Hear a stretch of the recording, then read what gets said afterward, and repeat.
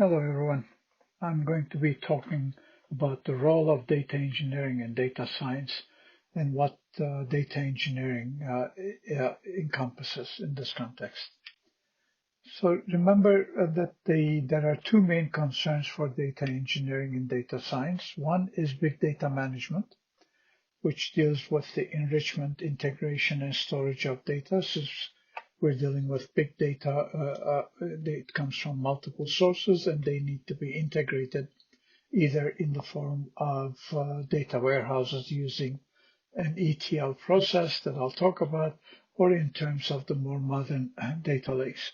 And then we need to worry about how we store it, how we manage it, what are the data processing platforms appropriate for big data. And the second part of data engineering is data preparation, which is the entire pipeline of acquiring data, selecting the data sets, cleaning the data to make it ready for analysis, and also worrying about data provenance and lineage because we deal with the trustworthiness of data. So there is a wealth of data that we deal with today. There are the traditional database applications which store short numeric textual information and so on. But now when we talk about big data, we talk about text and multimedia, and they have their own systems, geographic information systems, which are spatiotemporal data. And for analytics, we keep them in data warehouses and other analytic systems. And then we have the real-time active databases. These are really data that comes to us in real time, and we have to process them in some manner.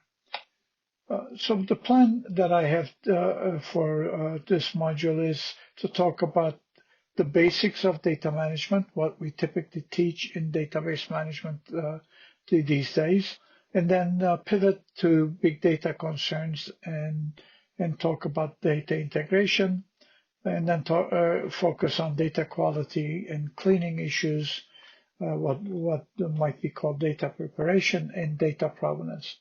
So to map this into the two concerns that I mentioned in the previous slide, the first three are going to be related to big data management, and the last two are related to data preparation.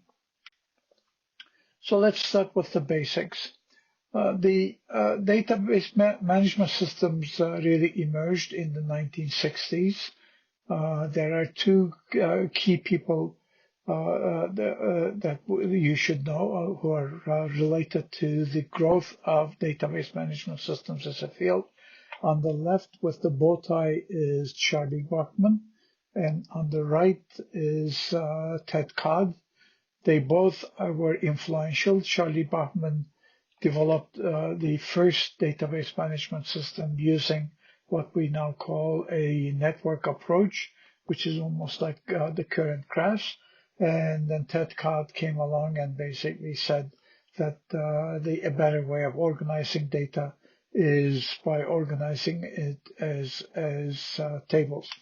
The important point in both of these is that they basically said the database management system should be a piece of software in the middle that manages the user's access to an integrated database. The database should be integrated.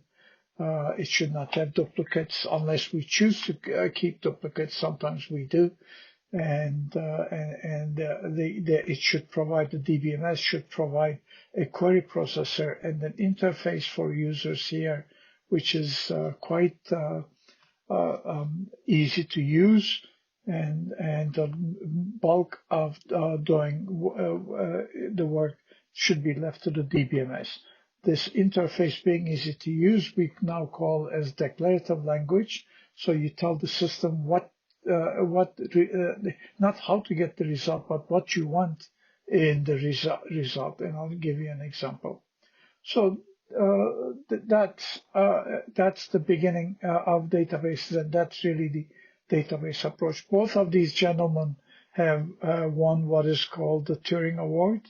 And Turing Award is the Nobel Prize in computing equivalent in prize and offered by the Association for the Computing Machinery. So what is a database management system? A simple definition is that it's a program or a sort of programs and software tools that allow us to manage the database efficiently. And the managing the data includes maintaining its consistency, even if you have multiple users accessing the data, what we call concurrent access. Maintaining its fault tolerances. If there is a failure, the system should maintain it, and so on. And we'll talk about some of these functionalities later on. There are now very many database management systems, or what we call DBMSs. The biggest vendor is Oracle. Other big vendors are IBM with its DB2 product, Microsoft with its SQL Server, and SAP HANA. MySQL is a very popular open source system, and if you want to play around, you might want to download it to your own computers and use it for practicing and so on.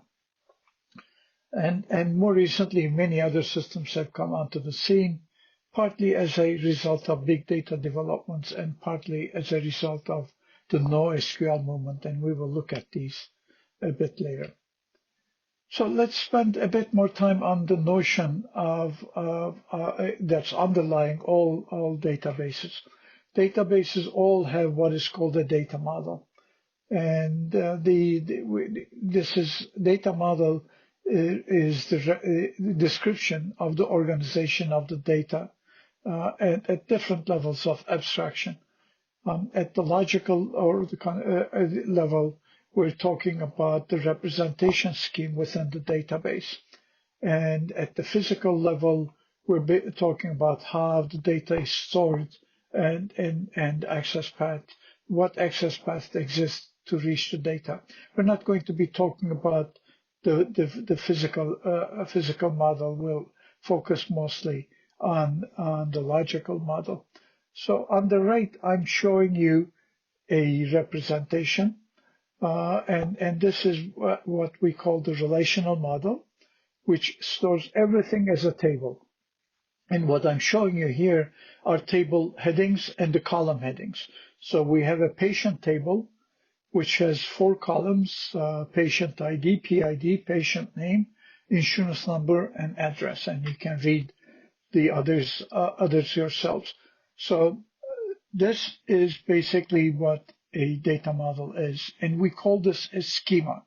Schema basically simply says I have these tables, and these tables have these columns, and I'll make that a bit more concrete in a minute.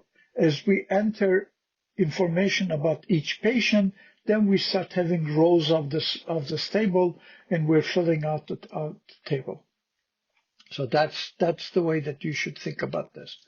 So what we're doing here is in the relational model is that we're collecting the data and we're storing in what we call relations or more common term is tables. Relation is a mathematical concept. It's you might have seen it if you studied functions and relations, and but if you did not, don't worry. I'll give you a brief definition of what it is. More intuitively, but what you should know is that each relation corresponds to a real-world entity or a concept, and it represents the relationship among a set of attributes. So each relation, patient is a relation, has a set of attributes: PID, P name, insurance number, address, and then as we put entries into this relation, we talk about tuples. Tuples are rows. So just to translate this notion from mathematical concept of relations to a more intuitive, relations correspond to tables. The relation name corresponds to a table name. Attributes of a relation corresponds to column names, and the tuples of a relation correspond to the rows, the entries in each of these. So that's really what we're talking about that you should keep in mind. Okay, so here is a fuller version of that database, not only the patient table, but a whole set of tables with a whole set of columns or attributes. I'll use the two terms quite interchangeably. And this entire thing now, then this entire thing is what we call a database schema. So the full set of tables that you defined in a database is called the database schema. And it consists of table schemas or relation schemas. Each of these is a relation schema, and the set of them is a table schema. Okay, so now we start looking at moving from schema to instances of tables. So this is an instance of a patient table here. And as you can see, it has 3 rows or 3 patients. Each row stores an information about one patient. And then we have a room table, which stores information about rooms, medicine, and governs, and so on. So that's basically the important issue. So we talk about the relation schema R, capital R, and an instance of that relation schema is a small r of R. That's the notation that's used. All right. So when we look at this, again, to repeat, the columns are the attributes and the rows are the tuples. The other aspect of this definition, any relational DBMS has to obey are some rules. One is that the values are atomic, which basically says that this multi-valued attributes, multi-valued columns are not allowed. You can only have one value there. And it's also atomic in the sense that this is taken as one value. It's a string value, and it's one value. You cannot actually say, ask the database, if this is how you store it, what is the city of patient whose ID is 98143? You cannot do that. The system can. You can ask the system, give me the address. You will get this entire string, and then you will have to search within that string yourself. So that's important. It's atomic. Each value is atomic, and it's a single valued, not multi-valued. And each a relational database is normalized, and which basically means that each fact has its own table. So one can actually think that you can take this entire set of tables and concatenate them into one big table, and then you don't have to deal with multiple tables. You have one huge table, but that has problems, which we won't get into in this lecture. But the important point to note is that we look at each fact having its own table. So if we're talking about a patient has its own table. If we're talking about a treatment, which really connects a patient to a something else, then we still need a table for it. So that's important. And the third and important point is that the instances, not necessarily the schema, the instances are time varying. We can update these tables, and the tables can change from one to another. In this case, what we've done is that we've basically deleted the contact column, so we don't have the contact column anymore. That's one type of update.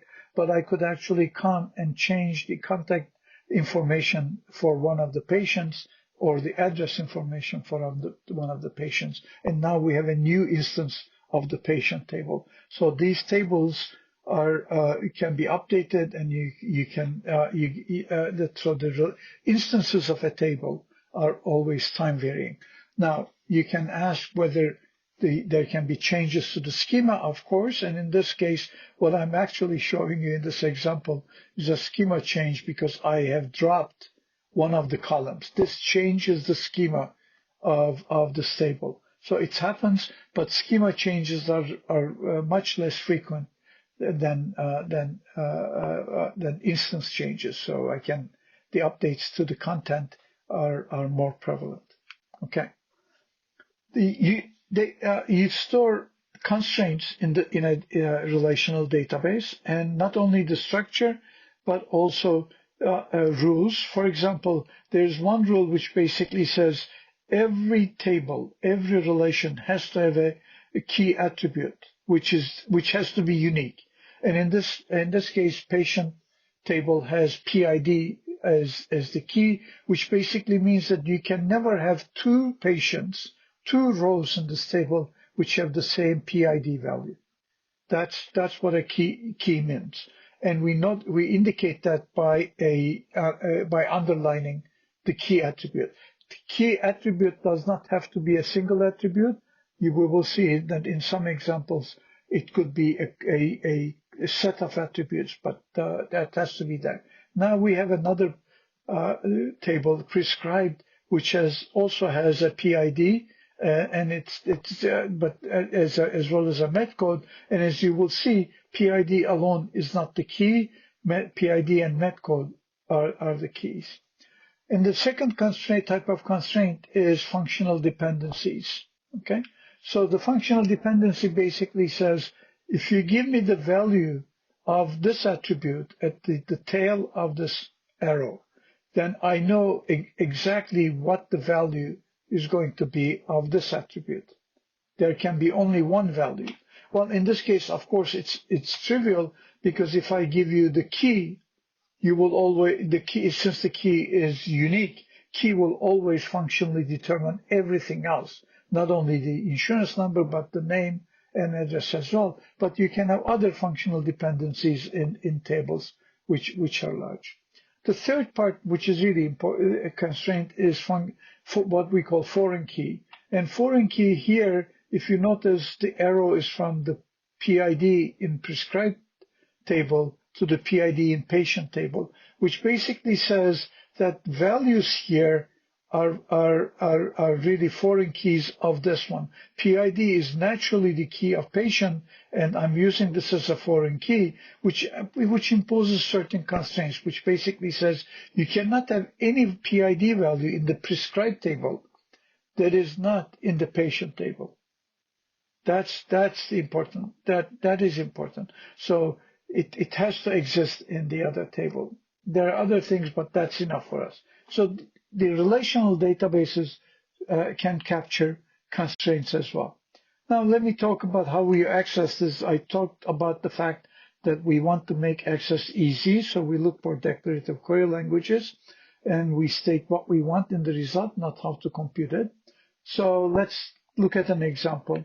If I want to find the names and insurance number of patients in Ontario from this table, I write this query here, and that query will produce the result that I want. What I'm saying, I'll briefly go over this, is that I'm saying I want to select from this table the P name and insurance number columns.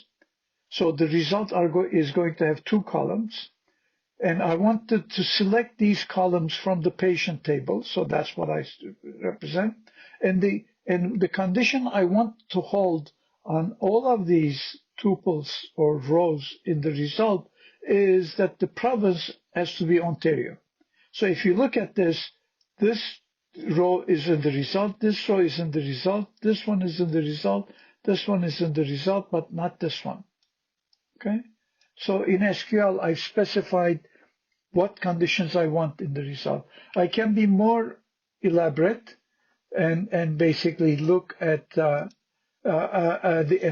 more complicated example, where basically I say retrieve the name, city, and treatment cost of all patients whose treatments cost more than 15,000. Now, the problem with this one is that treatment cost is not stored in the patient. I want the name and city from the patient table, but the treatment cost is in the treatment table. So now I have to access two tables, patient and treatment.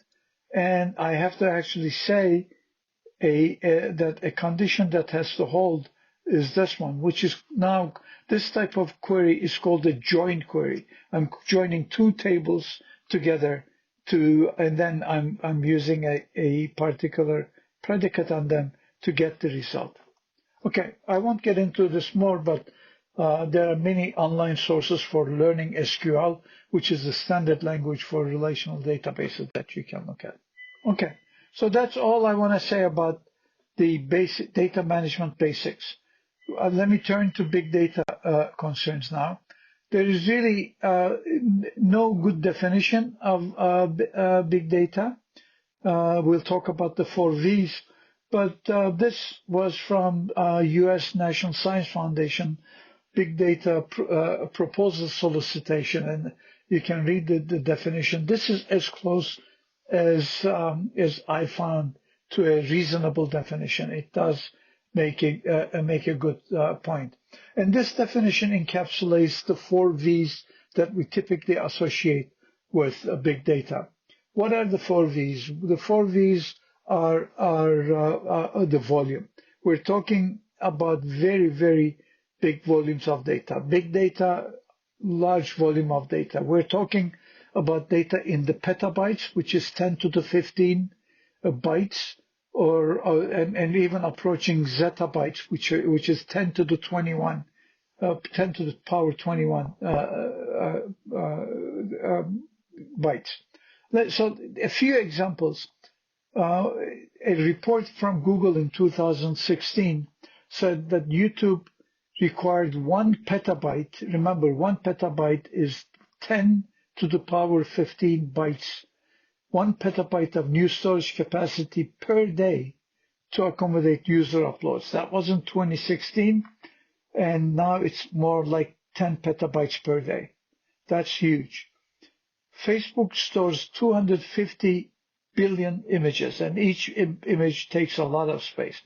Alibaba generated 320 petabytes of transaction logs in a 6-hour period in 2017. This is their 11/11, which is similar to our Black Friday in North America. In China, they have the 11/11, 11th day of the 11th month, and they see a lot of traffic, and they generated 320 petabytes of data. So the volume is very high. If you really look at the top end of this figure, we're talking about 175 zettabytes is where we're going. Okay, and the important thing is also the growth. The rate of growth is extremely fast. So that's important for you to keep in mind. Now, in addition to volume, we have the variety problem. Remember, we talked about multimodal data and the data coming in various formats. And this is true. Most of our data engineering expertise is in what we call structured data, and that's what I talked about in the basics. And we can store them in the tabular form in relational databases. But big data consists of many different formats: text, social media posts, emails, and so on. And really, the claim is that 90% of all data we need to deal with is unstructured. So that's important. The third part is velocity. Data is generated and delivered to the processing sites at high speed and requiring processing as they come. For example, Facebook has to process 900 million photos that users upload each day. Alibaba has transaction systems where they need to process 470 million event logs per second. And with the increasing deployment of Internet of Things, both the volume and the velocity of data will increase. the velocity is the streaming of data, and this is how you what we call data in motion, as opposed to the volume that is typically with data at rest. I'll talk about all of these later on, but really velocity deals with the issue of getting high-speed data. And the examples I gave about Alibaba and Facebook and how much data they need to process is indeed correct. And this is a graphics about the just the video streaming and how it has grown over the years and expected to grow up to 2026. So this is really serious. And with the growth in Internet of Things and the devices as part of this Internet of Things, this is really growing really fast. Finally, we have the issue of veracity. When you get data from multiple sources, it's really important to be extra vigilant in using the data. Some of the data sources may not be reliable or trustworthy, and there could be noise in the data, bias, inconsistencies among different copies of the data, and so on. And and also deliberate misinformation. The fake news that we discuss daily these days is really part of this veracity problem. Sometimes a fifth V is added, which corresponds to value, but I really don't like doing it because it refers to obtaining value from data rather than as a property of the data. So I'll stick with these four.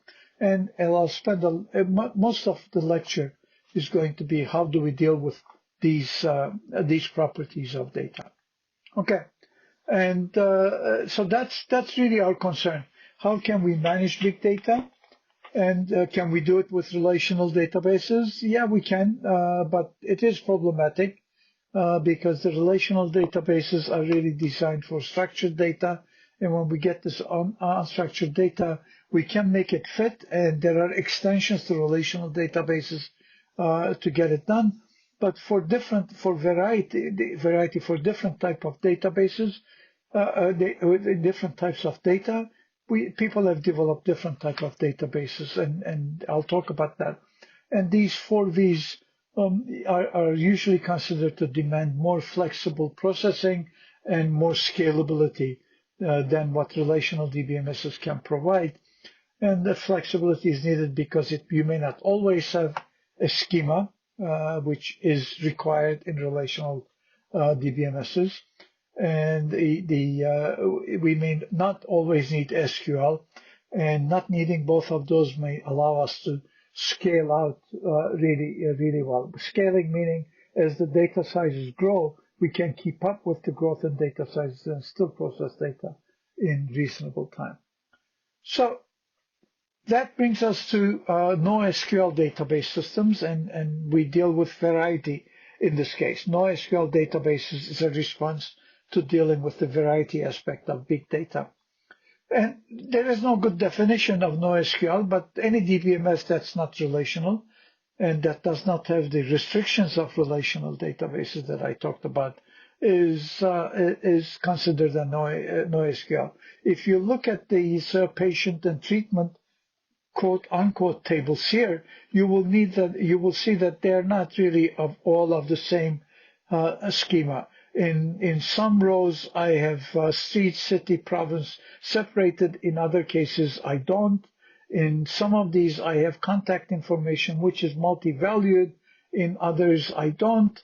In some rows, I don't even have some of these stuff. I don't have first name, last name. I just have patient name and then an address. Similarly, in treatment, so I don't have a fixed schema. I have a very flexible kind of schema, which may not exist. But we take advantage of this and kind of treat this differently. Okay, so varying structures in both of those, and just because you have PID in both of these, you cannot assume that there is a foreign key. There is no guarantee that these are going to be related or connected. There may be no connection, And if you want the connection, then you have to do it at the application level. You have to do it yourself. So a quick comparison of relational DBMS and NoSQL. Relational has strict schema. NoSQL has flexible schema at best.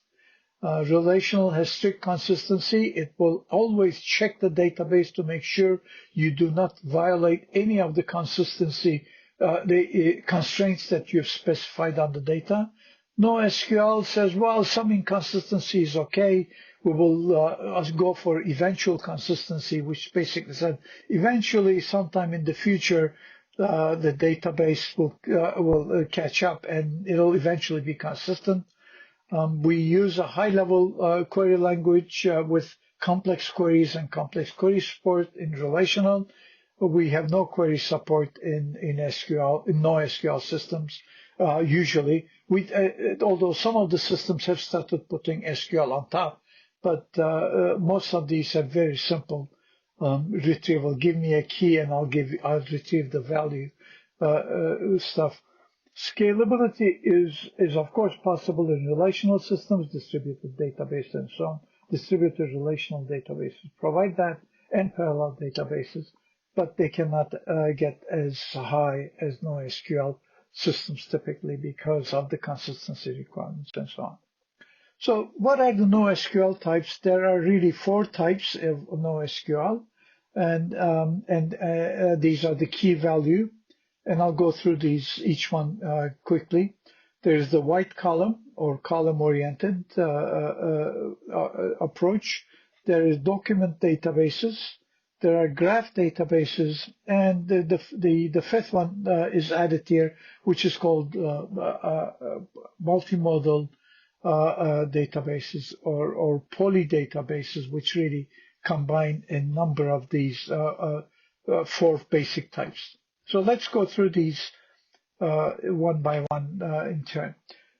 In the key value stores, the idea is that the data is stored is a very simple key value. The data model is very simple.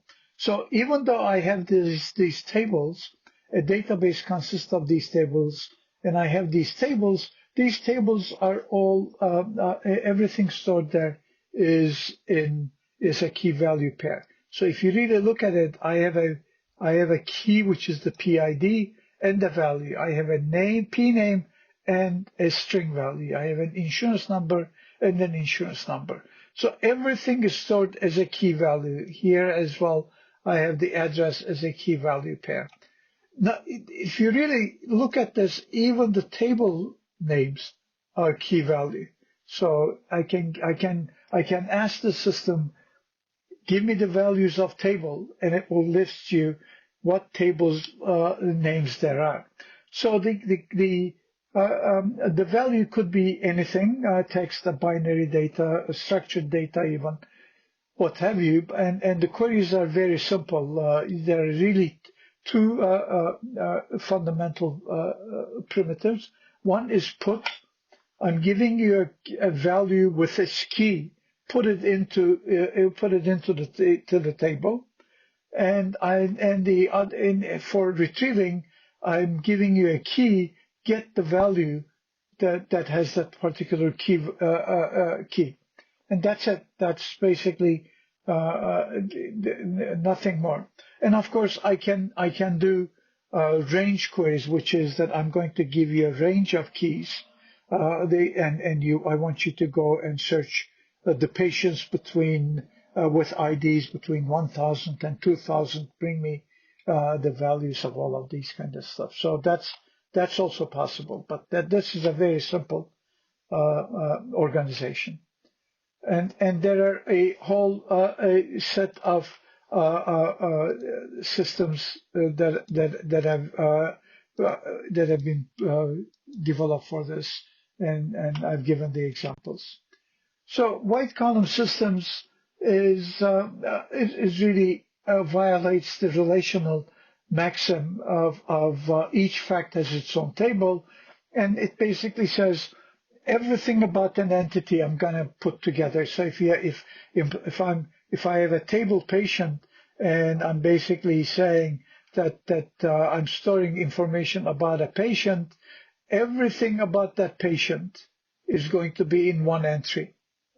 So these are really what we call column families. These patient info and medication info and so on. They're column families, and they exist for each of the row, but they don't exist for each of the columns. So you basically get it together, and you have operators for creation, insertion, retrieval, and deletion. But the important point of white column systems is that you combine things about an entity together, so that the idea is that once I go to this patient 249-875, I can get everything out of it, or I can do column family based access from it. All right, and again, there are a set of systems that have been developed. The document stores basically is very similar idea to white column, except that this entire entry is what is called a JSON object. JSON is a simplified version of XML, which is really a document encoding format. So the way that you can actually think about this is that these things that are stored here are basically documents. You're storing documents, and they are hierarchical by nature because XML and JSON are hierarchical. So you get this hierarchical structure in the organization. And you have simple queries that you can actually say. You can say that DB is the root, the DB medicine, which is basically referring to the medicine collection. Notice that we're not referring to tables now, we're referring to collections. So we're going to the medicine collection, and from the medicine collection, I want you to find a particular vendor, and I'm pulling out the information. Or I can have even more complex expressions inside that find command. Okay, the important, again, take-home message here is that these are documents. And there are systems that have been developed for these as well.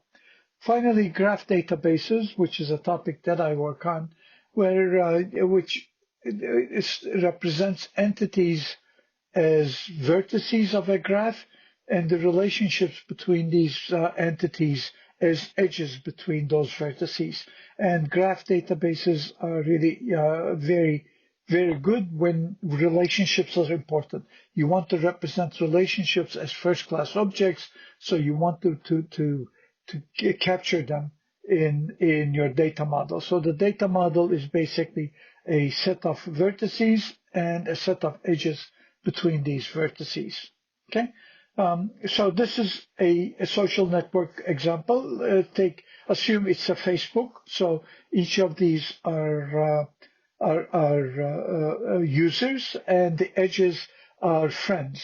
And if there's an edge between this a vertex here and a vertex there, you're basically saying that these two are friends of each other. And I can the query languages have been developed for these, where I can write quite complicated things. So if I'm trying to find mutual friends of Tamer and me being not Tamer, then I can write this particular query, which will basically iteratively searches over the relationships for friends of friends and so on, and find it. I'm not going to go into the query language, but there are query languages, and a particular graph query language has now been standardized as an extension of SQL. So this graph databases are growing. And then there are a bunch of systems that have been developed for this. So those are what we've dealt with in terms of the variety. To deal with the variety aspect of big data, we've gone and developed databases for specific types of data, but the multimodal. If you go and read literature, There were people who argued that relational databases are sufficient. They can do everything that you want to do, which is, of course, correct, but that's neither here nor there. You need specialized systems for handling different types of data. The new maxim in the field is that one size does not fit all. You cannot shoehorn all of the data into one type of database, and you need to deal with multiple databases. The second aspect of the big data is volume. What this basically implies is that even though you might have a supercomputer, your data will be too big to fit one machine eventually. Right now it may not be, but it will. These data sets are growing. Remember, we're talking about petabytes and zettabytes, and we still do not have capability to process them in one machine. Or alternatively, your data may not be too big, but your computation might be very heavy. So you want to be able to, you want to divide the computation and do the computation in parallel. So you're not necessarily doing, you're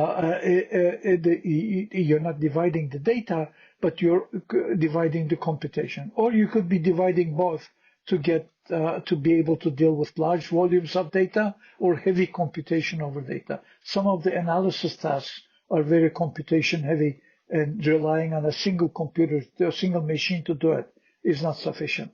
So we basically employ a collection of machines, and we distributed data and distributed computation. That's what we mean by scale-out solution, and that's how we deal with the volume issue. So now the entire world of computing is now operating more or less in this fashion. We have geographically distributed data centers that are either owned by companies that offer the service, or they're private interconnects. And these data, the processing is done in these data centers, and they may share data, ship data, and so on. So cloud computing is currently the norm for doing most of it. So think about this cloud here being superimposed on top of those data centers, or those data centers that I showed you being inside this particular cloud. And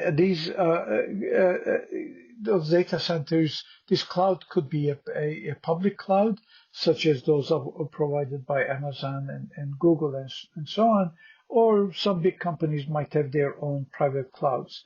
But that's basically refers to this geographically distributed data centers, and many of the clients do not maintain their own systems anymore. So if we could buy some services from the Amazon cloud, AWS, or from Microsoft Azure, or one of the other public cloud providers, and we don't need to maintain our dedicated compute power.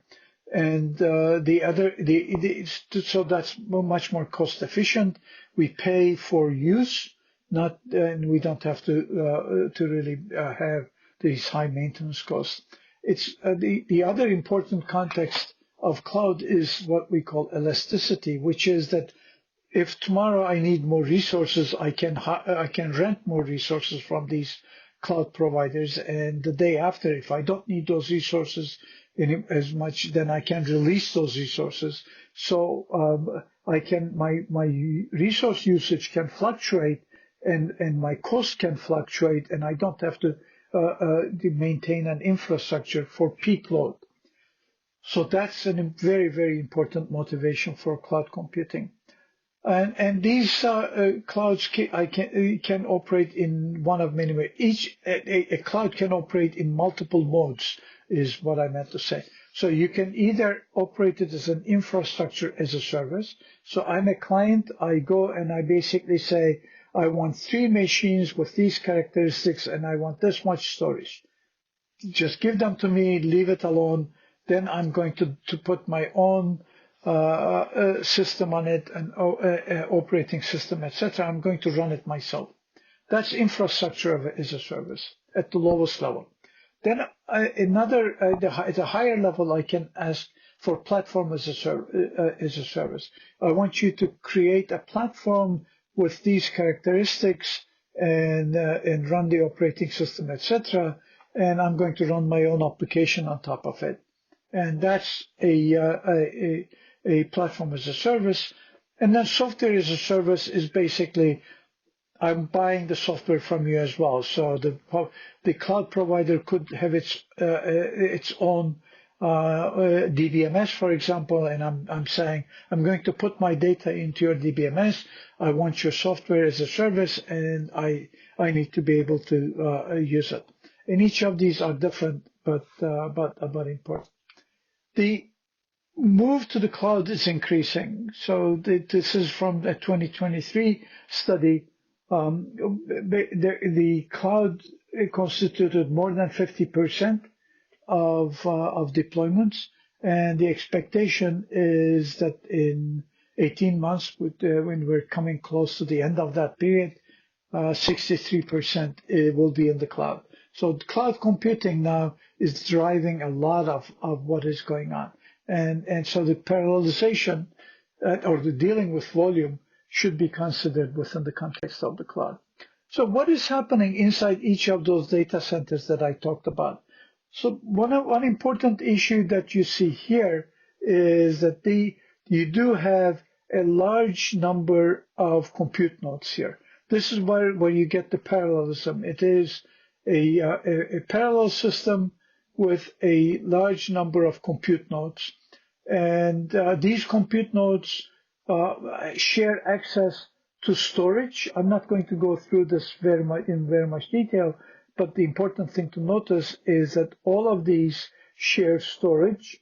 And so, but the storage could also be distributed. So you have multiple storage nodes that data is stored in, and then these compute nodes access it, and they're connected with a public interface to a common storage node, which is interconnected, and this interconnect is slower than these interconnects, and then this is connected to the public with a public interface to the internet.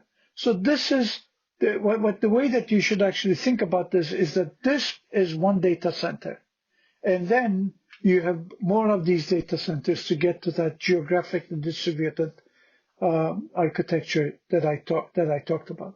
Okay, so in this context, there is one important issue of data partitioning and querying. So let me go back to my simplest case, which is where that I have these relational tables, but now I have this distributed parallel environment. I'm intentionally vague about this communication network, whether this is parallel or whether this is geographically distributed.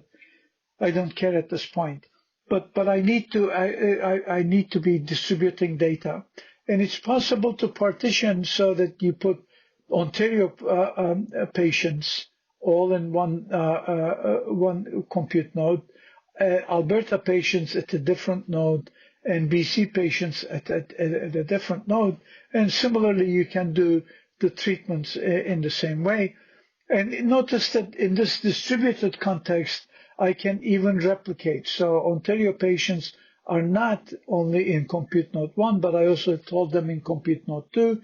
I might do this for performance reasons in the sense that I want to make it easier for if I'm doing computation in compute node 2 on Ontario patients as well as in compute node 1, then I don't want them to go through the network to delay. They can do local access, or I can do it for reliability. If one compute node fails, I still have access to the Alberta patients. So this is data partitioning. But the important point here is that when I'm querying, remember that query that I had actually posed earlier. I want this query to be totally ignorant of what I am doing on the right in terms of partitioning and distribution. I want to write the same query as I had written before, as if these two tables are stored in their entirety on one node. And I want then the system basically takes this query, and if this query is posed in this particular compute node, this compute node decides, okay, so how am I going to execute this? Some of my data is here, some of my data is somewhere else. And I have to do certain computations and so on. But that's for the system to do. That's important. All right. There is a particular type of execution for higher scalability than relational systems, and I'm going to talk about this now, and very at a high level, so that you get an idea. So basically, and this is called the MapReduce that was introduced by Google at some in the 2000s. So that basically says that all compute nodes execute the same thing, but on different data. So we take this huge data set. The whole thing is one data set. So keep that in mind. We're basically taking this entire data set and partitioning it into four. The way that we talked about it, or any other way. I mean, the easiest way is you take the first 1,000 as partition 1, second 1,000 as partition 2, what have you. These systems are ignorant of it. But that's your input data. You have four partitions. You allocate these four partitions to compute nodes. And in this example, for simplicity, I'm using four compute nodes for four partitions. So each compute node gets one partition, and it does some processing on it, and which we call, and these are called the mapping phase, and these compute nodes are called the mappers. And then we basically take they create intermediate outputs. They do whatever they need to do, and then we sort and shuffle these. What do I mean? Remember that most of the data here is key value. So I have keys and values, but I have no notion that the data with the same key is in the same partition. I might have the same data with the same key in partition 4 and in partition 2, or they might actually be in. I have some the key value with that key value in partition 1, some in partition 2, in partition 3, partition 4. So in these intermediate values are basically a combination. You have intermediate values for key value, one key value. You have intermediate values for another key value, and so on.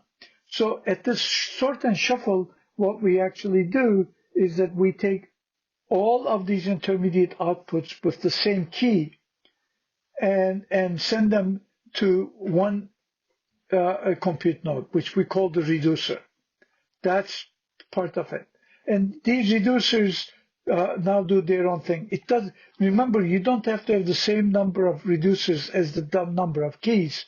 You can say keys 1, 2, 3, 10, 15 go to reducer 1. Keys, some other set of keys go to reducer 2. But the important thing is reducer. If reducer 1 gets one key intermediate results with one key value, reducer 2 will never get intermediate results with the same key value. So they're disjoint. And then these compute nodes do their processing, and they produce results on their own, and you have your aggregate results. And this is what is called data parallel. You do each compute node at both the map stage and the reduce stage they do the same thing. M1, M2, M3, M4 does the same computation. R1 and R2 do the same computation, but on different sets of data. So by partitioning the data, we get what we call data parallel computation, and this lets you scale to very, very large data sets. Remember that I'm showing you with 4 here, but when Google runs these MapReduce jobs, you're running with thousands of compute nodes, and they're computing that way. Okay, So let me talk about the velocity aspect of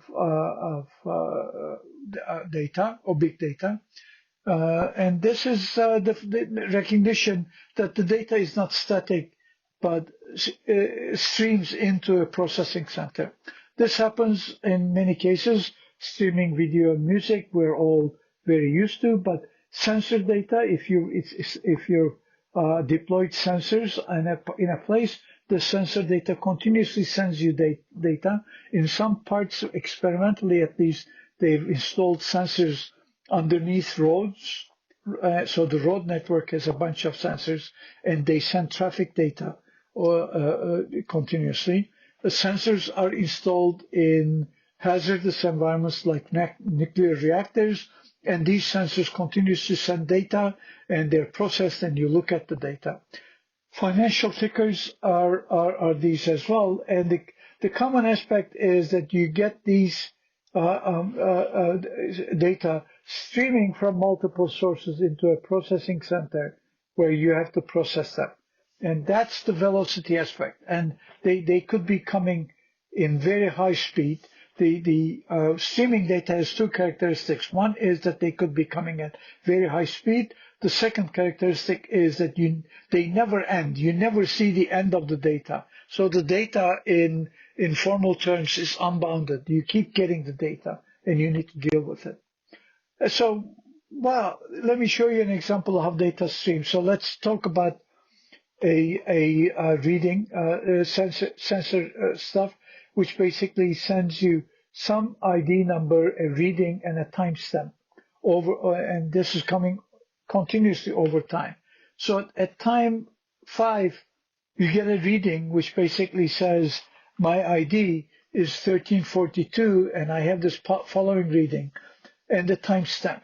Now, this is important. This is called the payload. That's the actual data. Timestamp is when the source is sending you the data. The source saw this reading at time 5, and it's sending it to you. And then you basically get time 6, nothing happens. Time 7, you get another reading. Time 8, you get another reading. Time 9, you get another reading. And this continues in this fashion. Okay, so you get these readings. So on the right then are the readings that you get that you need to process. And the question is, how do you process the streaming data? There are two ways to do it. One is as the data arrives. So you get this reading, you have to process it. And then it moves, and in time 7, you have to process the new reading. And you can do this, and you keep going like this, and you can do this for simple operations such as filtering. So you might basically say, when the reading from any sensor is above a particular threshold value, do something, or raise a flag, or blow the horn, or something. Or you can basically say, when the reading from the sensor with ID 1342 is outside of this range, then do something. So you can actually be more specific, but you're doing simple operations such as filtering that you can do on individual values. But if you want to do more sophisticated stuff, analytics and so on, you have to do windowing. You basically say, okay, I'm going to keep a window, a batch of these values, and I'm going to do a process, and then the window will move, and I'll do that processing and so on. So that's the value. This processing is quite different than traditional DBMSs in the sense that in traditional DBMSs, which is the relational systems and other DBMSs, database systems that deal with data at rest, the data is persistent. And I ask queries which are really transient queries. The query exists when I ask it, and I run the query over the persistent data, and I get a one-time result. At some time later, I might need to re-ask the query again. In streaming data, it is not the data that is persistent. Data is instead transient, but the queries are persistent. So I basically have, remember in the previous slide, I gave you an example. If the reading from a sensor is outside this range, do something, that's a continuous query. I register that query with the system, and the system sits there, waits for data to come, and when it receives a data that matches the query, then it produces a result. So the results are coming out continuously. Okay, so that's the difference. There are other differences that I talked about, which is that the data set is unbounded. Since you're getting data continuously, the system conditions may not be stable. The system conditions might change. So the speed, the velocity might change that you need to do. And I talked about the persistent queries and the push-based data. So these are very different aspects of it. So in a sense, data at rest and data in motion need to be treated and managed. Okay, now I start talking about data integration. The context is the following. We're in the big data world where we get data from a number of sources, and this data is multimodal, which is in different types of data. And our concern now is how do we organize them together so that we can use them in our analysis. One traditional way of doing it is the concept of data warehouses. So the working definition of a data warehouse is given by Inman. It's a subject-oriented, integrated, non-volatile. In other words, it doesn't disappear. And time-variant collection. We talked about time variance in databases. And time-variant collection of data in support of management's decisions. This is really not much, it's not very descriptive, but probably it is what we have, and I'll try to elaborate on this a little bit in this module.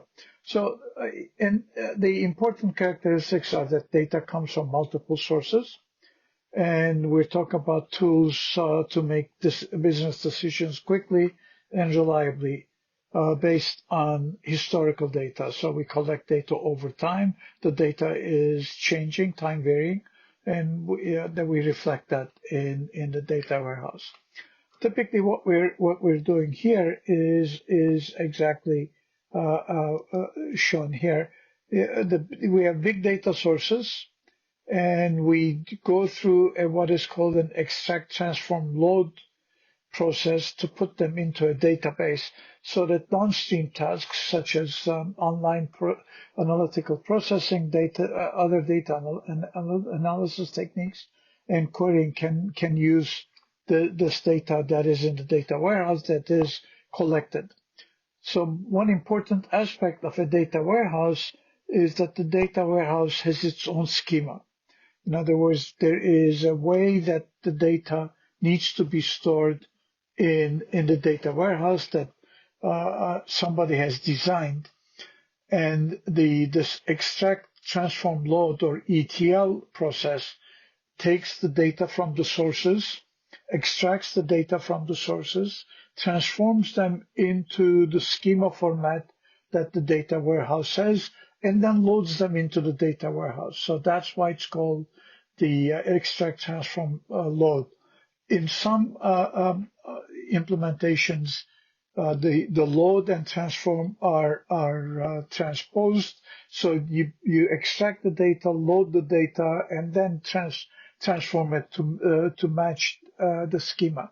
But the important issue in both of these, in whatever way you do it, is that in a data warehouse, there is a schema of the data warehouse, and all incoming data has to match that schema. And that is why data warehouses are typically called schema on write systems. So we enforce the schema when we're writing into the data warehouse, and then we feed it to the downstream tasks. Usually there is additional data, there is transactional data, this is operational data that you're generating, not only the historical data that you feed, through the ETL, but transactional data, and you might have a federated data source up front, which is really current data, and you feed that to the downstream tasks along with the data from the data warehouse, which is the historical data. And the downstream tasks typically use both of these, and periodically you take data from the federated data source and push it down to the data warehouse in terms of historical data. Again, during that process, you go through this ETL process. So this is typically what a data warehouse, at a high level, what a data warehouse is. We talked about the schema of a data warehouse. Typically, we talk about multidimensional representation of the data. And this multidimensionality has its advantages. So let me first give you an example, which is a very typical example that's used on the right, which is that we want to store information about the sale of medicines from a company in certain regions for every quarter. So this is three-dimensional. One dimension is the regions, the other dimension is medicine, and the third dimension are the quarters. So each of these cells then, if you look at it, talks about one medicine in one quarter in one region. And this is what multidimensionality gives you. And this the advantage of this is that, as I'll show you in the next slide, you can have hierarchical views. We can look at the aggregation in different ways, and we can query them in different combinations. Now, how you implement this multidimensionality it differs. There are some systems which have multidimensional data storage. So they take this cube structure that I'm showing you and map it directly to a storage structure. So others take this and map it to a relational database. Of course, relational database is only two-dimensional. There are the rows and the columns, that's it. So the mapping is that we take each of these dimensions, region, medicine, fiscal quarters, and map them to tables, and then we do joins over these tables to get our results, as we discussed earlier. So let me talk to you about the characteristics of these. As I said, each one of these cells represents one piece of data. So the one that I highlight is the amount of medicine A used in region 3 in quarter 2. So it could be sales, or it could be use, or what have you, depending on what the use is. So that's one of that cells in this cube. So I did talk about hierarchical nature. So what do we mean by it? So one operation that I can do on these data warehouses is roll up. On the left, I'm showing you three-dimensional data, so the multi-dimensions. And on the right, I'm showing you two-dimensional. What I have done is I've basically aggregated everything about quarters and into one cell. So when I look at this particular cell, medicine A, region 1, that basically aggregates the data over 4 quarters. And it simply says, this is the use of medicine A in region 1 over all 4 quarters. That's rolling up. So you're basically eliminating some of the, aggregating one of the dimensions in your data. The reverse is drill down, which is basically taking the table on the right and saying, well, I want to see really the use per quarter.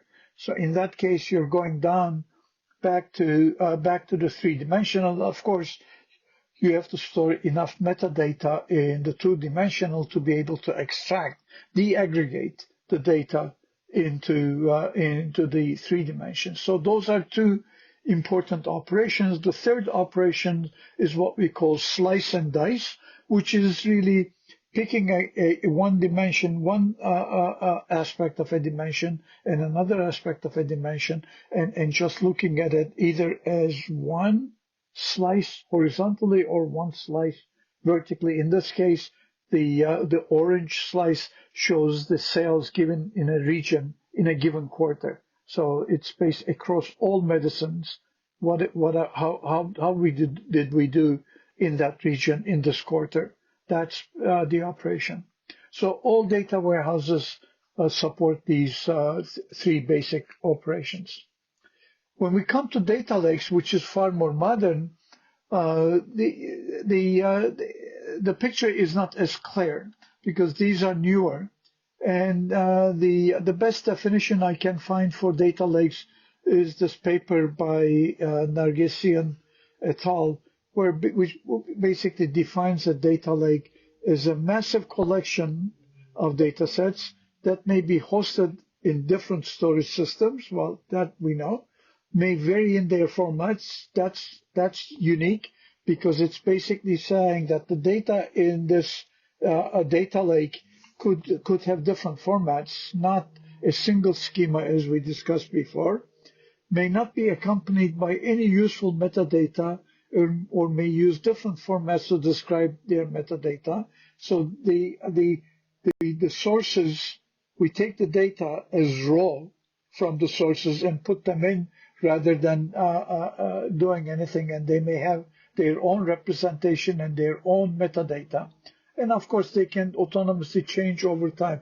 What it basically refers to is that at the top, we have these data sources from where we get data. All of that data could change over time, and we need to reflect that in the data lake as well.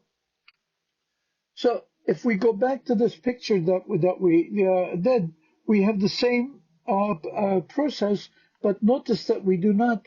This link from the big data sources to the data lake is not an ETL ELT because we don't need to transform them into a schema. There is no schema in the data lake. We just put them in there. Where the schema comes is with the downstream task. The downstream tasks basically pull out the data from the data lake and say, this is how we want to see the data. If that is what you're doing, then you do kind of the transformation in this tail end when you're pulling data from the data lake. That's why these systems are called schema on read.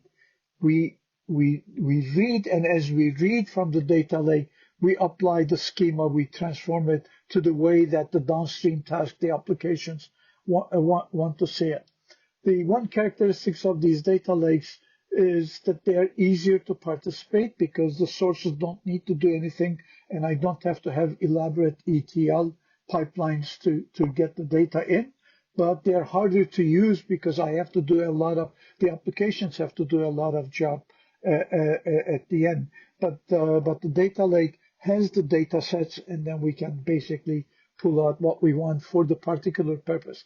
The other advantage of this is that we can make the schema suitable for the downstream tasks, and we can take the data, the same data, and transform it into different formats for the downstream tasks. And that's quite powerful. So the contents of the data lake and its use are basically raw data. The content is raw data. We have structured data, of course, tabular. We have semi-structured, all the NoSQL that we discussed, JSON, log files, whatever else you want, and the unstructured, which is really videos, images, binary files, and what have you are part of it. And then on the schema on read, we basically do an ETL. The application has to find the data that it wants, and there's a good question of how do you find the data. So you need metadata over what is in the data, or you need to do data discovery from the data lake, which are research issues that people study these days. And then the application needs to format the data, which is what the ETL on read or schema on read refers to. It's important to be aware of data swamps. This comes on the left is our idealized view. We integrate data into the data lake in its raw format. Data analysts correlate the data. This data is related to that data, and so on, and then use that data to analyze, and then we extract the useful data, perhaps to a data warehouse for later for more structured storage and use.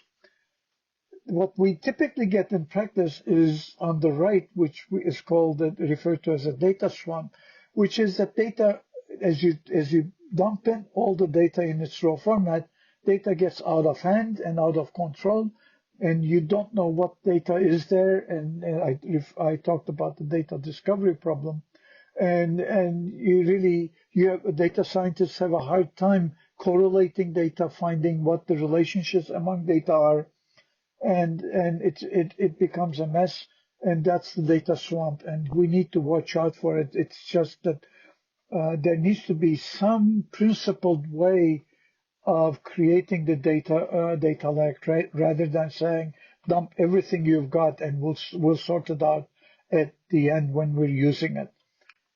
The differences can be summarized as follows.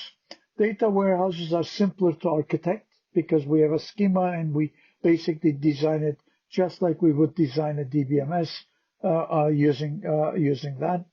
The data lakes have to deal with the complexity of dealing with multiple autonomous systems for the input, and that's not easy. Data warehouses are single store, whether they're stored in a single machine or distributed, they're still treated as single store, as we discussed earlier. Data lakes are really typically distributed. You do centralized analytics. Data warehouse is unified in one place, and then you do analytics on it. The analytics that you do on data lakes is typically either distributed analytics or federated analytics. We're not getting into the details of those, but those are different ways of analyzing the data. On the other hand, data warehouses have this privacy concerns because you're collecting and centralizing all the data about certain things, and that's a problem. Data lakes really maintain the original ownership of data, and that makes it easier to basically say, let the owners set the privacy rules, and then the data lake will obey those rules. All right. So let me talk about the data quality cleaning issues. The reason this comes about is because anytime you integrate data, and anytime you say that I'm going to use data from multiple sources, you have the issue that you are going to run into data quality problems. So if you go and ask a question, for example, on the internet, if you ask a simple one, saying who's the Prime Minister of Canada, you will probably not have this problem, but ask a little more sophisticated question, and you will find multiple sources with different answers. And that's a data quality problem in a nutshell, and we have that in this case as well. So the whole point of this data quality cleaning then is that we need to do data preparation. And data preparation is a process. It's a pipeline. You start from data acquisition. You select, you find the data, in other words, which data sources can provide you data. You select the data sets that are useful to you. You integrate them, and then you do data quality. If you do data set selection early on, then and if you're in the data lake world, you have a better chance of perhaps avoiding data swamps. But typically what happens in this pipeline is that the data integration, then data set selection are reversed. So you first just dump everything in, you do the data integration, and then from the data lake, you try to go and find the data sets that will be useful for the end result that you want to do. And then on those, you need to do data quality issues that we will talk about. And data quality deals with the last V in big data, which is the veracity. how trustworthy is the data. Okay, so I will be focusing on the data quality issues more than anything in this portion of the lecture. Data quality is considered mission critical in the success of data lakes, and it tops the list of challenges for data lake construction, and it accounts for a major portion of the preparation effort in most organizations because of its importance. So if you really look at these statistics, it is really unfortunate that we have so much unclean data or data with low quality that we have to deal with. This has even led to some Dilbert cartoons being regarding data quality, and we keep working on this problem. That's not easy to solve. So data quality, again, dealing with veracity, has multiple dimensions. This DAMA group, which is a group in UK dealing with data management, has identified originally 6 dimensions. Then they added to this that got out of hand quite a large number of dimensions that's hard to deal with. And then they filtered it down to about 15. But I'm going to focus on these 6 dimensions. So what are these dimensions of data quality? One is accuracy. How well does a piece of information reflect the reality? That's the question that needs to be answered. The second is completeness. Does the data fulfill your expectations of what's comprehensive and what should be there? Consistency. Does the data stored in one place match the relevant data stored elsewhere? As I said, you will have the same data in multiple places. Do they match? Are they consistent? Timeliness. Is your data available when you need it? And that's really important. So you have real-time constraints sometimes. Validity. Is the data in a specific format? Does it follow business rule? Or is it in an unusable format? And uniqueness. Is this the only instance in which the data appears in the database? And this really, as I said, these are the 6 basic dimensions that were defined. And then the DAMA group at the Netherlands took over from the UK group and expanded this to 150 dimensions. That makes no sense. And then they were summarized down to 15, and which is more reasonable, but I only focused on the original 6 to give you a sense of what the complete picture of data quality is. Data cleaning addresses some of these, but the data quality is the bigger picture.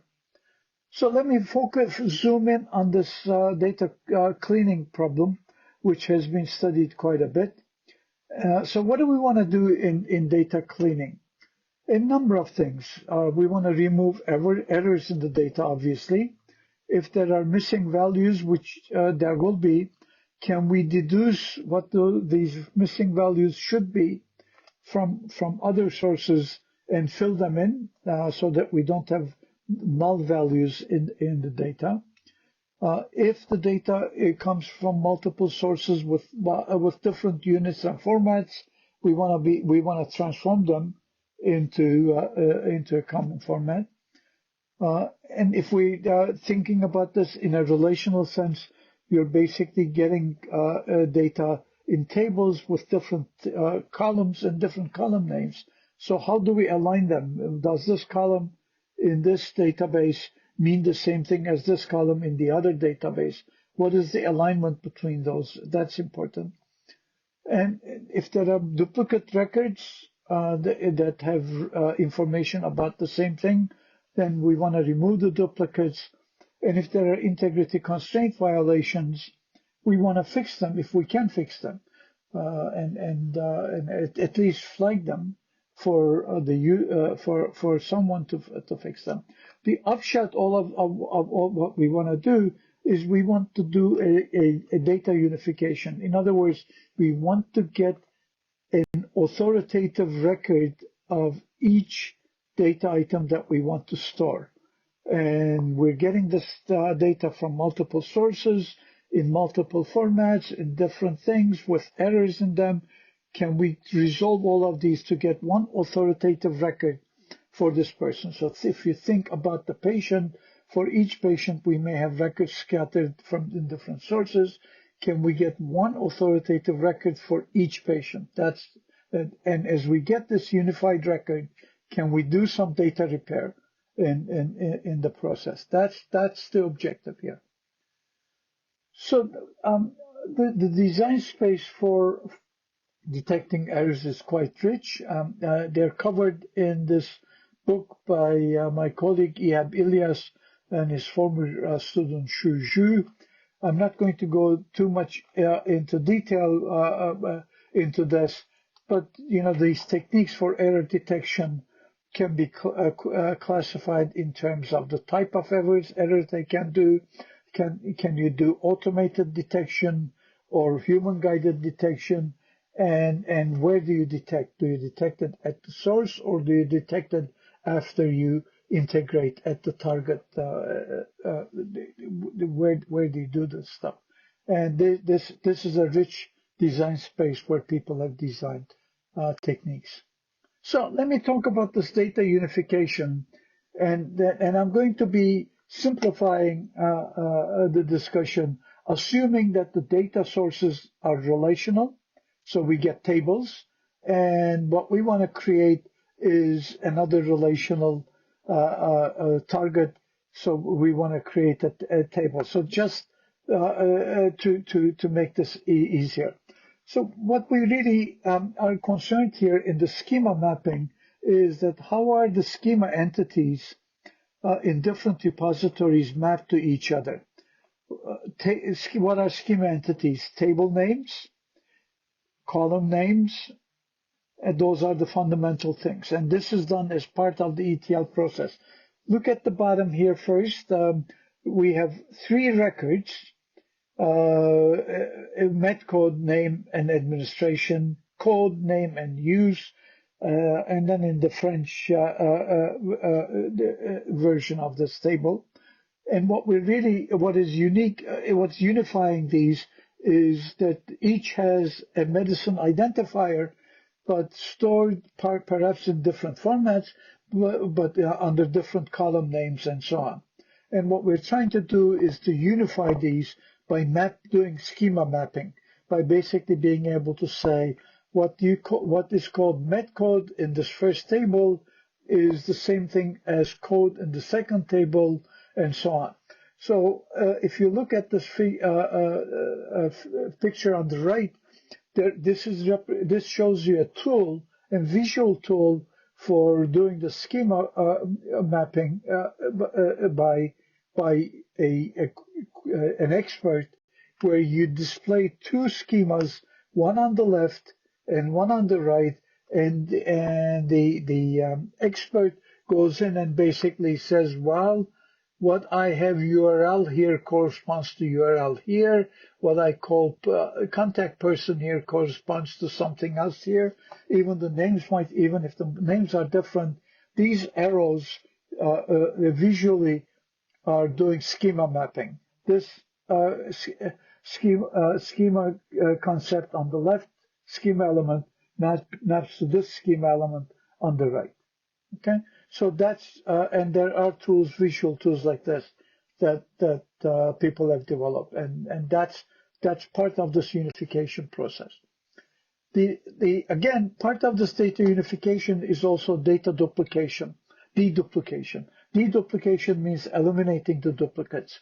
So again, you get these data from these 3 different sources, and so that gives us 3 records: record 1, record 2, record 3. And once we do through the ETL identify that these records are the same, remember, when we're talking about records, we're talking about individual rows. So we take a row from the first table, a row from the second table, and a row from the third table, and say these 3 records are about the same thing. And how do we determine it's the same thing? We do some comparisons using similarity measures. This is a complex process. Well, we basically do similarity matching of all the rows in one table with all the rows in the second table and similarly on the third. And then we basically say if the similarity measure is above a certain threshold, say 0.9 out of 1, then we consider these to be the same, about the same record. Now we basically have these records, and then we reunify them into a single record, authoritative record. Lately, what has been used for the similarity search is to use machine learning techniques. You use machine learning techniques and you classify the sets of rows in each of these tables into certain classes, and everything in that class is similar or the same record, and then you can go and do your unification. So that's that's how machine learning is used. And in the process, you're deduplicating. In other words, you're taking 3 records and unifying them into a single record. So let's talk about a little bit on the repair side. And once, if you detect errors, what do you do?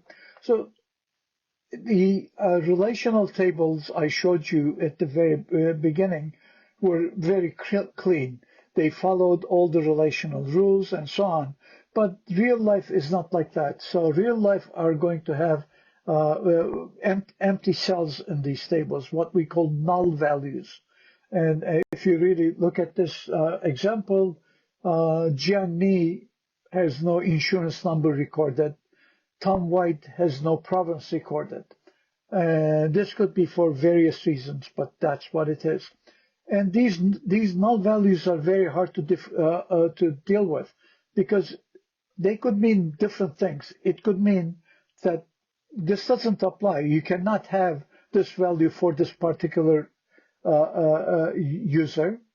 Or they could mean, I don't know. I don't know what the insurance number is, and so I left it blank. Or it's just that the data entry person did not enter it. There's no reason not to know what Tom White's province is. We can possibly guess from the city, but it has not been answered. And the null values make it really difficult to query, because now you're basically, remember, when we're looking at SQL predicates, we're saying either the predicate is satisfied by a row or it's not satisfied by a row. Now we have to actually use a 3-valued logic. It may or may not be satisfied as well, depending on what the semantics of null is, and that is painful. So if we can, we want to fix this. One way that some people actually do, they don't like null values, so they put special a value like 99999. But that's really not helpful either. Eventually, this is a hack and it will break down. Another important issue is that we want to catch and fix rule violations, at least catch them. So consider the integrity constraints that we talked about. So suppose, and these integrity constraints capture business rules. So suppose you have this rule: 2 employees who have the same role and live in the same city cannot earn different salaries. Well, I talked about functional dependency, and I can show this as this functional dependency, which basically says, if you give me the role and the city together, the values of those functionally determine the salary. What that basically means is the role and city, if I have 2 rows in the table with the same role and city values in both of them, then their salaries need to match. But if you look at this example, these 2 don't. And this is a rule violation, and we need to be able to catch it. Okay? At least catch it. there are some cases where we are able to fix it as well, but at least we need to catch it as part of this data cleaning process. And we need to be able to repair it if we have additional information that basically says, well, there is an error here. This is how it should be fixed. We can fix it. Okay. So that's a very short overview about the data quality and data cleaning issues. Let me now talk a little bit about the data provenance issues, which really is important because, again, I'm going back to my big data context. We're getting data from many sources. We don't know whether these sources are, how reliable these sources are. Some sources are more reliable than other sources, and if we're making judgment as to, especially during data repair, how to repair it, we might certain sources might be more reliable, and we might take their word for what the data value should be over other sources. And that requires us to be able to know what the provenance of the data is. So what do I mean by data provenance? It is the record trail that we keep that accounts for the origin of a piece of data. So if you find a piece of data in either in your result of computation, a result of your analysis, or in the data lake, you want to use this record trail to go back and say, where did this data come from, and how did I compute this analysis? So that is the trail that I'm talking about, and that gives you an explanation of how you got to where you are. And then you can make judgments as to how reliable you can be. So this figure shows that I've taken two sources of data at the beginning. I have done certain transformations on this data and done some intermediate transformations and computations, and finally I computed the result. So if now I'm asking how trustworthy is this result? So again, provenance deals with the veracity. If I'm asking how trustworthy is this particular result, then I use this provenance information to go back and reason about the trustworthiness of this. So there are two aspects to this. One is collecting. How do we collect and manage this provenance data? And the second is, how do I use this provenance data to determine trustworthiness? In data engineering, we're primarily involved with the first one. What data do we collect? How do we collect it? How do we make it easily accessible? And in the analysis phase, if you're trying to explain your results, then you deal with the problem of using the provenance data for explanation and reasoning about the trustworthiness. All right. So, what are the data provenance concerns? I talked about some of this before. How was this result generated? So again, in that figure, if you're talking about the result, what are the steps I went through to compute this result, and what data came, and what transformations did I do? If I have data from multiple sources and I did schema mapping, what mappings produce this data? How did I do this? So I can reason whether I trust those mapping, and how trustworthy are these sources, and even the people who've done intermediate computations. So if this is my data lake, and I want to basically know the names of patients and the names of medications that they take. Again, notice that this is a simplified setting. My data lake simply contains relational tables. I am not dealing with anything else for now, for simplicity. But notice that I have two patient tables that I might have gotten from different sources, and these are really all, since this is a data lake, I haven't done any schema unification, no ETL, so they exist as the separate tables. I have a medication table and I have a treatment table. And now I'm asking from this data lake, find the names of patients and the names of medications that they take. Of course, names of patients, it comes from the P table. Names of medications come from the N table. And if I'm looking at the medications that patients take, I have to go to the T table. So I have a three-way join among these tables. So I can basically write my SQL query as this. This should not come as a surprise. And in this where clause, I have two join predicates, as you can see, that I do it. And this will produce me a result. John Doe takes medicine A. John Doe also takes medicine C. And C. Pretty takes medicine B. So that's my result. And I'm not talking about any complex analysis in this case. I'm just talking about a simple query. But now I can actually say, okay, so do I trust this result? How do I know that this is correct?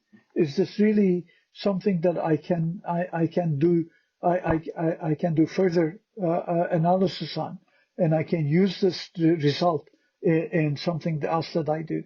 So that's what Provenance helps me do. So the way that Provenance helps me do that is by attaching metadata, Provenance metadata, to the result, which is what we call annotation. This annotation basically says, answers the question of what data contributed to this result. So we basically say is the two P tables, the T table and M table contributed to this result. What process created this result? The SQL query that I showed you created this result. And what column and what row does each result row come from? So I need to be able to take this John Doe at the, in the bottom and with medicine A, and I basically say, well, this comes from this, and it comes from this, and it comes from this. That's the important connection that I make. And all of that is stored in this provenance metadata in terms of annotation. So each of these rows then have annotations of this, some annotation about where they come from. The entire result has an annotation about the query that produced it and which tables contributed to these results. So annotations could be at the table level, they could be at the column level, they could be at the row level, or a combination of all. So there's the issue of how do you compute these annotations. The two alternatives are that we can either do it lazily. So when somebody says, how did you get this data? Explain to me how you got this result. Then I go and compute this provenance. This has low overhead, of course, because you defer the computation of the metadata to the end, to when you need it. But notice that to be able to answer this question and to be able to do this lazy computation, I need access to the sources. And so I need access to the data lake when I'm computing the metadata lazily. If I do it eager, I do it every time I produce one of these results. And as I produce the result, I generate this metadata in the form of annotations, and I attach it to the result. And the annotations are always there with the result. So this is high overhead because I'm doing it as I'm computing. So it contributes to the high end-to-end latency. But then you have it there, and answering why questions or provenance questions is very easy because it's already computed, and you can just go and consult it. Okay, so provenance is critical to understanding and assessing the believability of data. Remember that we're talking about the veracity aspect of big data management, and that requires us to keep track of where the data is coming from, how it is generated, and so on. And provenance can be helpful in a number of ways. One is in being able to explain how we generated the end result or any point in that pipeline. The second is we can use it for scoring. So if we get data from multiple sources and they're conflicting, and we want to be able to present a ranked result of what we found, then we could use the provenance and the trustability of the source and how the result is generated, and use that for ranking. And finally, we could reason about the interactions. So these are the relationships between the data, how those relationships were exploited in the entire process. So I should end with a caution that I've only covered the basics of provenance. There's a lot more to say on this topic. And some of the top issues that I have ignored are listed here. And a full treatment of provenance would require addressing all of these issues. So once you do all of this data preparation, now the data is ready for analysis. We remember that we were dealing with big data, so we dealt with the 4 V's, each of the 4 V's. Hopefully the data is collected, gathered. We have stored enough information to assist in data set selection for analysis. And we've cleaned the data for analysis either at the beginning or now we know how to clean it. We have designed the tools to do the cleaning at the ETL when the analysis is pulling data out of the integrated repository. And now it's ready for analysis. And all our effort is going towards avoiding this, that we don't want to data analysis designs great models, and we want to be able to, in data engineering, make sure that the data that we feed into these models is sufficient and reliable, and so that we do not get garbage results. And that's our objective in data engineering. And data engineering is really critical to data science and all AI applications. And there's people now even talk about data-centric AI. I'm not sure what non-data centric AI would be, since we're really relying on large volumes of data, and that data really needs to be treated properly and handled properly. That brings us to the end of data engineering for data science. I thank you for your attention.